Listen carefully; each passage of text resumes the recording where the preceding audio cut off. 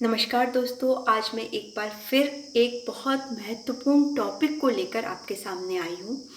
इस बार मैं रिक्वेस्ट करूँगी कि आप इस वीडियो को ज़्यादा से ज़्यादा शेयर करें ताकि जिस उद्देश्य से ये वीडियो बनाया गया है वो पूरा हो सके। मेरे घर में अधिकतर लोग मेडिकल प्रोफेशन से जुड़े हुए हैं। इसी वजह से इस महामारी के दौर में मेडिकल स्टाफ जिस तरह की चुनौतियों का सामना कर रहा है, उसके बारे में डिस्कशन आम बात है। इसी समय एक सबसे बड़ी चुनौती जो मेडिकल स्टाफ के सामने है वो है लोगों को वैक्सीनेशन के लिए तैयार करना। हमारे यहाँ लोग वैक्सीन अवेलेबल होने के बाद भी वैक्सीनेशन के लिए तैयार नहीं हैं। आधे अधूरे ज्ञान के कारण उन लोगों में कुछ भ्रांतियाँ फैली हुई हैं, कुछ डर है, कुछ घबराहट है।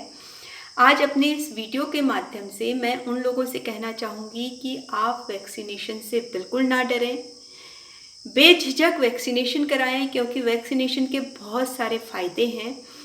उनमें से कुछ फ़ायदों के बारे में मैं आज आप लोगों के सामने बात करूंगी।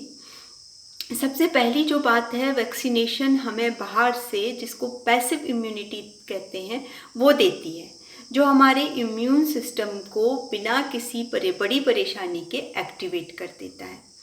दूसरी जो सबसे बड़ी बात है, वैक्सीनेशन से जो डिज़ीज़ के कॉम्प्लिकेशंस हैं वो कम हो जाते हैं, जैसे वेंटिलेटर में जाना या ऑर्गन डैमेज या ऑक्सीजन लेवल का बहुत कम हो जाना। इस तरह की जो परेशानियां हैं वो वैक्सीनेशन के बाद कम हो जाती हैं। इसका रीज़न ये है कि जब वैक्सीनेशन होता है, ऐसे में हमारी बॉडी एंटीबॉडीज़ तैयार करती है, और जब फ्यूचर में जब एक्चुअल में वायरस का हमारी बॉडी पर संक्रमण होता है, तो जो इम्यून सिस्टम की मेमोरी में ये पहले से ही फीड है, जिससे कि वो ज़्यादा प्रभावी ढंग से वायरस के अगेंस्ट फाइट करता है। तो इससे जो है कि कॉम्प्लिकेशन कम होने के चांसेस बढ़ जाते हैं। जनरली ये माना जाता है कि जब जो वैक्सीन है हमें लाइफ टाइम इम्यूनिटी देती हैं। इस केस में इस पर रिसर्च होनी बाकी है, फिर भी हम ये मान के चलते हैं कि ये वैक्सीन भी हमें लंबे समय तक इम्यूनिटी देगी। ये एक सकारात्मक सोच है जो हमें इस वायरस के हमले से बचाएगी, संक्रमण से बचाएगी। और जहाँ तक इस वैक्सीन के प्रभावी होने की बात है, तो सारी दुनिया लगा रही है, और ये माना जा रहा है जितनी भी वैक्सीन हैं वो लगभग 95% तक इफ़ेक्टिव हैं, 95% तक हमें प्रोटेक्शन दे सकती है। अब बात करते हैं साइड इफ़ेक्ट्स की, जिनको लेकर गांव के लोगों में ही नहीं, पढ़े लिखे लोगों में भी अनेक तरह के डर हैं, अनेक तरह की भ्रांतियां हैं। कुछ लोगों के द्वारा फैलाई जा रही हैं, कुछ लोग खुद सोच ले रहे हैं। तो इस बारे में मैं कहना चाहूँगी कि अगर हम डिज़ीज़ के कॉम्प्लिकेशंस की बात करें तो उसकी तुलना में जो साइड इफ़ेक्ट्स हैं वो बहुत कम हैं।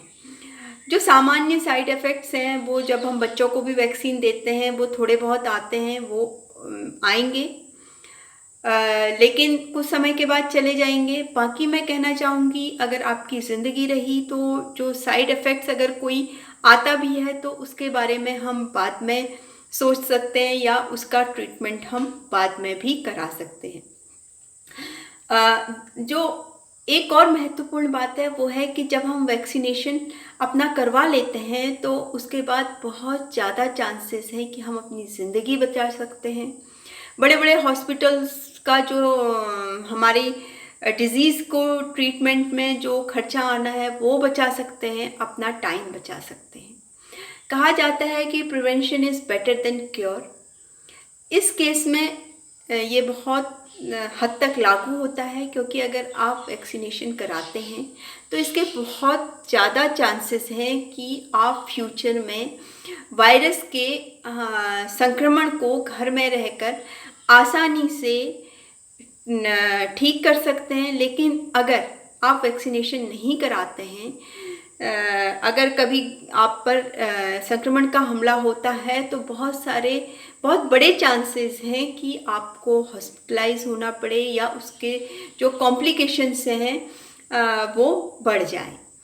इसके अलावा आपने सुना होगा कि कई कंट्रीज़ हैं जिनमें वैक्सीनेशन काफ़ी हद तक हो गया है, तो उन्होंने वहाँ मास्क पहनना ज़रूरी नहीं माना जा रहा है, या मास्क पहनने के लिए लोगों को नहीं कहा जा रहा है। इसका कारण यह है कि जब हमारी ज़्यादा से ज़्यादा पॉपुलेशन वैक्सीनेशन करवा लेती है तो जो वायरस है वो अगर अटैक भी करता है तो उसका प्रभाव धीरे धीरे कम होने लगता है। तो अगर आप खुद का वैक्सीनेशन कराते हैं, अपनी फैमिली का वैक्सीनेशन करा रहे हैं, तो आप ये मान के चलिए कि आप अपने साथ साथ कई लोगों को भी इस वायरस के प्रभाव से बचा रहे हैं या वायरस का प्रभाव कम कर रहे हैं। एक तरह से आप खुद को बचाने के साथ साथ अपने परिवार, अपने समाज, अपने देश को बचा रहे हैं, जो एक पुण्य का काम है। और मात्र आपको एक वैक्सीन लगानी है। अब मैं आगे बात करूंगी कि अभी हम लोग सुन रहे हैं कि इस बीमारी की वजह से कई तरह की और बीमारियां भी लोगों में हो रही हैं। तो वैक्सीनेशन कराने के बाद मैं मानती हूँ कि मैं सोचती हूँ, मैं ये सकारात्मक सोच रख रही हूँ कि ये जो और बीमारियां हैं उनसे भी हम अपना बचाव कर सकते हैं।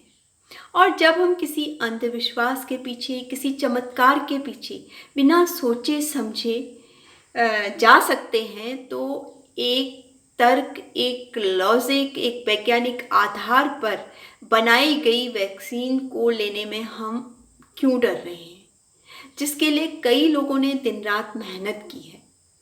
अब ये आपके हाथ में है कि आप कमरों में कैद रहना चाहते हैं या खुली हवा में सांस लेना चाहते हैं। अगर हमारी ज़्यादा से ज़्यादा पॉपुलेशन वैक्सीनेशन करवा लेती है तो निश्चित तौर पर हम भी पुरानी ज़िंदगी जी पाएंगे, हमारे बच्चे स्कूल जा पाएंगे, हम अपना कामकाज कर पाएंगे। अब ये आपके हाथ में है, आप पिंजरे में कैद होना चाहते हैं या खुली हवा में सांस लेना चाहते हैं। धन्यवाद।